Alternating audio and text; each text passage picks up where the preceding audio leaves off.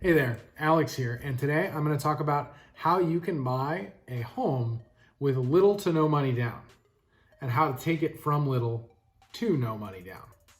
So without further ado, let's get into it.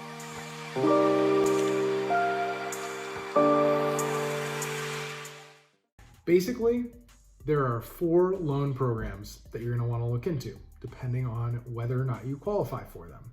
I'm going to walk you through those programs, how much money you need to bring to the table, and what it's going to take to qualify for them. Basically, we have 4 loan types. We've got FHA. Give me a second here, this is tough. VA, USDA, and conventional. Okay? Those are our 4 loan types.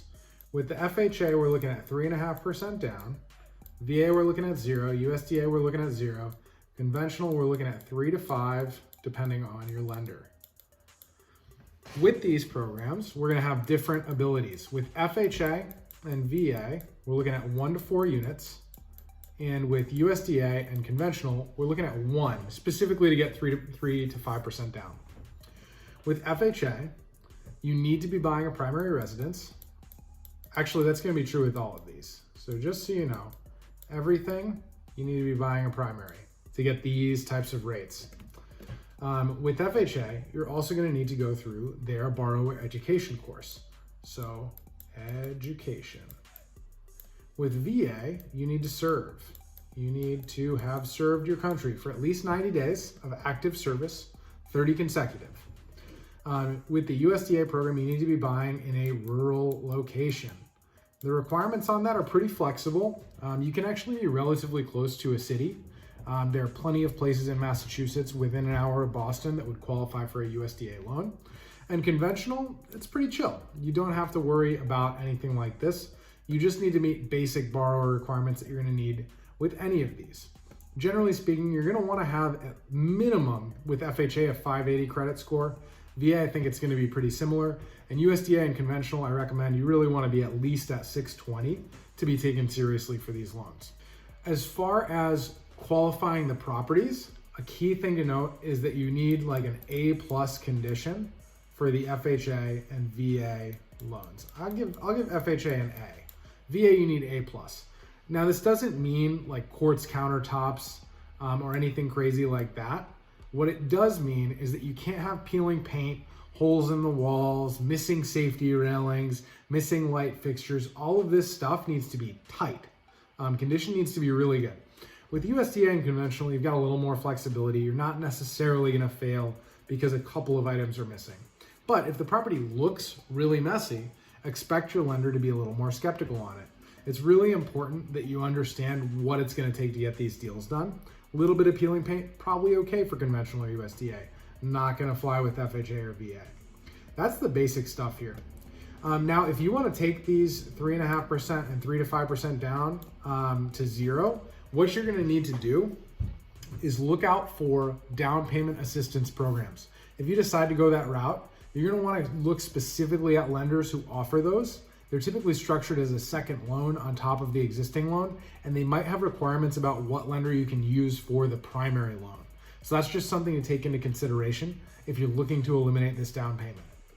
Another big strategy for eliminating your down payment is going to be to get seller credits. So you want to get the seller to pay for your closing costs, potentially your down payment, and minimize the cost that you need to actually purchase the property. Because with any of these, this down payment is only a piece of what you're paying. You need to keep in mind there's an additional 2 to 3% that you're going to have to come up with in most cases when you're purchasing any property. That's going to be your final closing costs, title search, legal fees, all of the stuff that gets passed to the buyer, loan origination. All of that stuff is going to get charged to you in order for you to have the right to use one of these products. VA loan, you're typically going to have a lower amount. I don't know where it's going to fall in that range.